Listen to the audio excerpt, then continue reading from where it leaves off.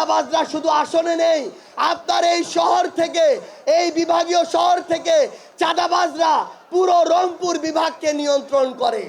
আমাদের এই উত্তরবঙ্গকে, বিশেষ করে এই রংপুরকে সব সময় অবহেলিত করে রাখা হয়েছে।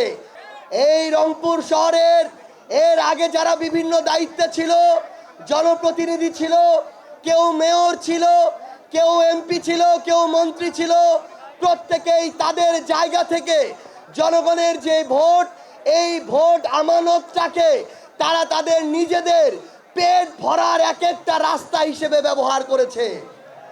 আমরা রংপুর সিটি কর্পোরেশনকে যখন দেখি, তখন দেখি বাংলাদেশের সবচেয়ে দুরবস্থার যে কয়েকটা সিটি কর্পোরেশন আছে, তার মধ্যে একটা সিটি কর্পোরেশন হচ্ছে আমাদের এই রংপুর সিটি কর্পোরেশন।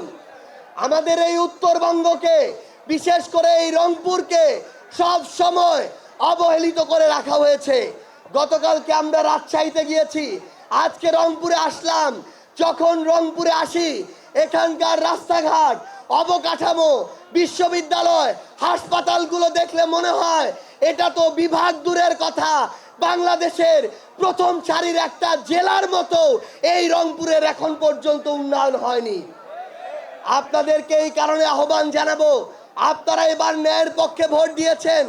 এই রংপুর জেলার 6টি আসনে আপনারা আপনাদের জায়গা থেকে ইনসাফের পক্ষে ভোট দিয়েছেন, কিন্তু আমরা রংপুর শহরটাকে, এই সিটি কর্পোরেশনটাকে যদি এগিয়ে নিতে চাই, যদি আমাদের স্বপ্নের মতো করে তুলতে চাই, তাহলে ইনসাফের পক্ষের কোনো একজন ব্যক্তিকে আপনারা এই সিটি কর্পোরেশনের দায়িত্ব দিবেন। মনে রাখবেন, চাঁদাবাজরা শুধু আসনে নেই, আপনার এই শহর থেকে, এই বিভাগীয় শহর থেকে চাঁদাবাজরা পুরো রংপুর বিভাগকে নিয়ন্ত্রণ করে। এই রংপুর শহর থেকেই সন্ত্রাসীরা পুরো রংপুর বিভাগকে নিয়ন্ত্রণ করে। এই জন্য এনসিপির মুখ্য সংগঠক হিসেবে আমি আপনাদেরকে আহ্বান করব, জাতীয় নির্বাচনে আপনারা যেভাবে রংপুরকে, ওই সন্ত্রাসীদেরকে রংপুরে রুখে দিয়েছেন, আগামী নির্বাচনে, স্থানীয় নির্বাচনে সিটি কর্পোরেশন, মেয়র থেকে শুরু করে পৌরসভা, উপজেলা, প্রত্যেকটা জায়গায় আপনাদেরকে ইনসাফের পক্ষকে বিজয়ী করতে হবে।